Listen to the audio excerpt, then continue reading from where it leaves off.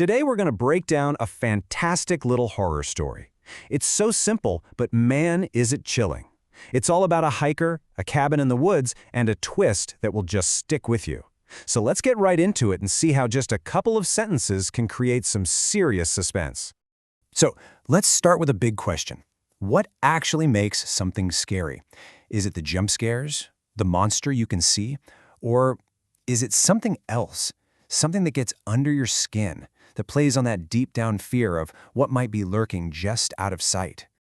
And that's exactly what this story does so well.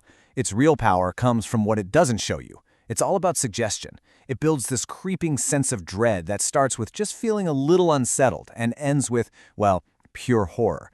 And it does it all by messing with what you think is real. You know, the best horror stories always seem to start on a perfectly normal day, right? It creates that feeling of safety that's about to be completely shattered. And that's exactly where we begin, with a guy on an ordinary hike.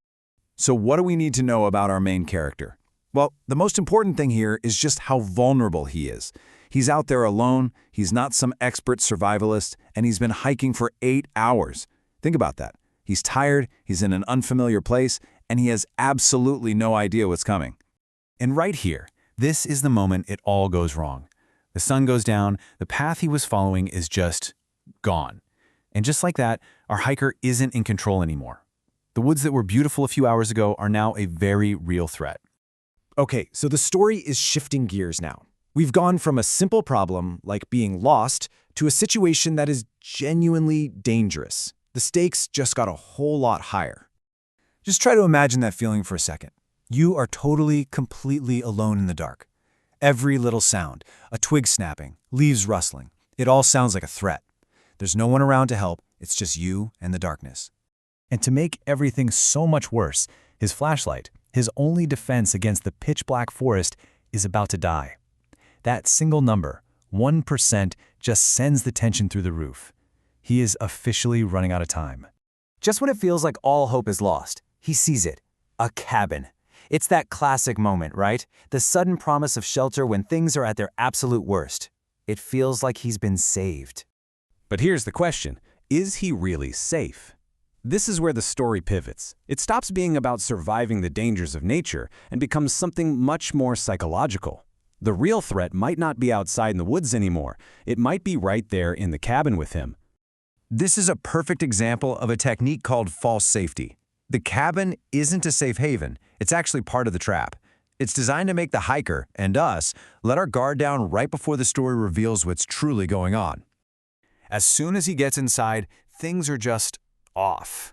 The place looks like it's been abandoned for ages, but then there's this perfectly made bed right in the middle of the room.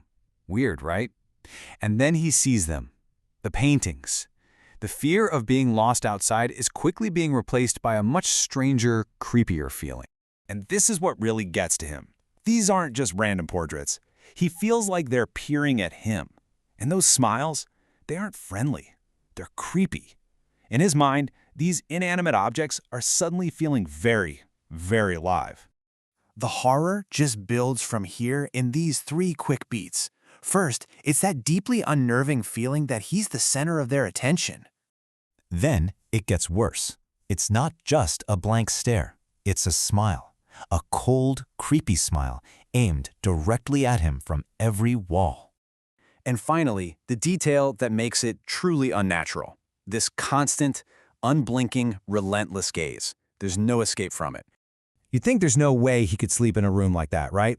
But the human body can only take so much. The pure physical exhaustion from hiking all day is just too powerful, and he finally passes out, surrounded by those silent, smiling faces. All right, now we're at the morning after, the moment of truth. Usually, sunlight makes things less scary. It brings clarity, a sense of safety.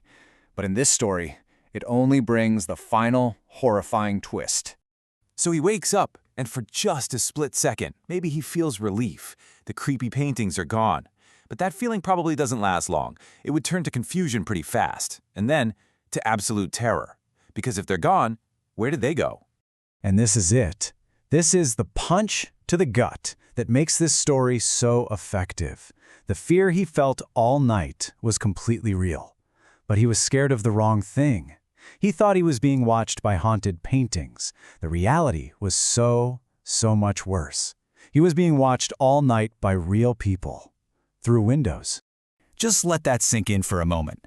There were never any paintings. The whole time, he was surrounded by windows. And on the other side of that glass, out in the dark, were faces watching him, smiling all night long. And that's the genius of it. The story just cuts off right at the peak of the terror. It leaves our own minds to imagine what happens next. Because for our poor hiker, the real nightmare is probably just beginning. Thanks for watching.